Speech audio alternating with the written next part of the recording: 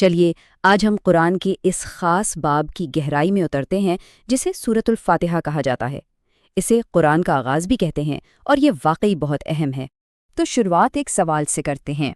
ذرا سوچئے، دنیا میں وہ کون سی سورت ہے جسے سب سے زیادہ پڑھا جاتا ہے؟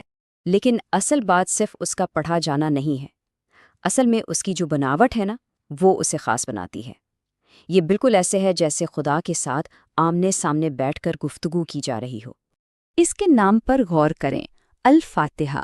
اس کا مطلب ہے کھولنے والی یا شروعات کرنے والی، اور یہ نام بالکل ٹھیک ہے کیونکہ یہی صورت آگے آنے والے پورے قرآن کے لیے دروازہ کھولتی ہے۔ ایک طرح سے یہ قرآن کا تعارف ہے۔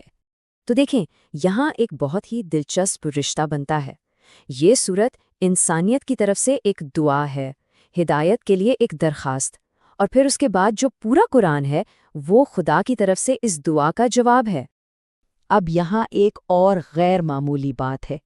کچھ بھی مانگنے سے پہلے یہ دعا اللہ کی تعریف اور اس کی بڑائی کے اقرار سے شروع ہوتی ہے۔ پہلے تعریف، پھر درخواست۔ یہی وہ پہلا جملہ ہے جو انسان اور خدا کے درمیان رشتے کی بنیاد رکھتا ہے۔ ہر چیز کا آغاز یہیں سے ہوتا ہے۔ یہاں لفظ رب استعمال ہوا ہے، اور یہ لفظ بہت گہرا ہے۔ اس کا مطلب صرف مالک یا ماسٹر نہیں ہے۔ رب وہ ہے جو پالتا ہے، جو سہارا دیتا ہے، جو نگہبان ہے، اور جو ہماری نشو و نما کرتا ہے۔ اچھا، اس کے بعد دو بہت اہم صفات کا ذکر آتا ہے۔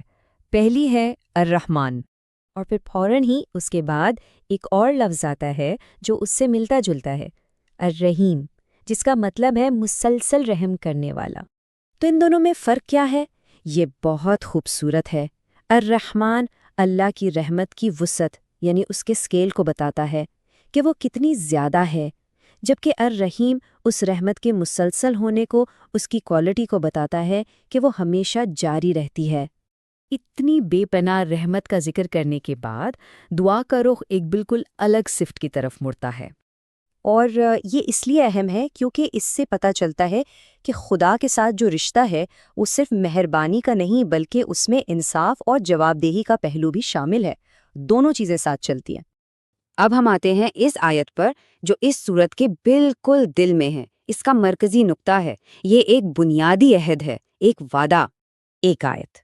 لیکن اس میں دو بہت طاقتور اعلان ہیں۔ تو یہ دو حصوں میں ہے۔ پہلا حصہ یہ اعلان کہ عبادت صرف اور صرف اللہ کی ہوگی، اور دوسرا حصہ یہ اقرار کہ ہر قسم کی مدد کے لیے بھی صرف اسی پر انحصار کیا جائے گا، عبادت بھی اسی کی، مدد بھی اسی سے۔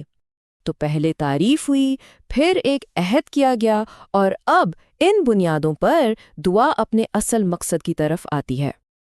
اور وہ اصل درخواست کیا ہے؟ ہمیں سیدھے راستے کی ہدایت دے۔ یہی اس پوری دعا کا نچوڑ ہے۔ سیدھا راستہ یہ صرف کوئی سڑک یا منزل نہیں ہے، بلکہ یہ زندگی گزارنے کا ایک پورا طریقہ مانگا جا رہا ہے۔ ایسا طریقہ جو صحیح ہو، سچا ہو، اور جس پر چل کر فلاح ملے۔ لیکن سوال یہ ہے کہ یہ سیدھا راستہ ہے کیا؟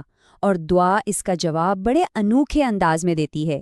یہ نہیں بتاتی کہ راستہ کیا ہے، بلکہ یہ بتاتی ہے کہ اس راستے پر کون چلتا ہے۔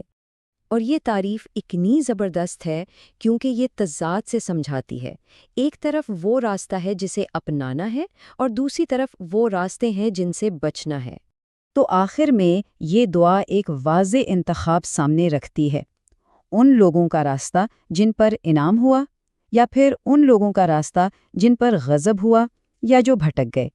فیصلہ کرنا ہے کہ کس کے نقش قدم پر چلنا ہے۔ اور یہ سب کچھ ہمیں ایک آخری گہرے سوال پر لا کر چھوڑ دیتا ہے۔ اگر سورۃ الفاتحہ ایک مکمل دعا، ایک سوال ہے، تو پھر اس کے بعد آنے والا پورا قرآن، وہ 113 صورتیں، کس طرح اس کا تفصیلی جواب ہیں؟ یہ واقعی سوچنے کی بات ہے۔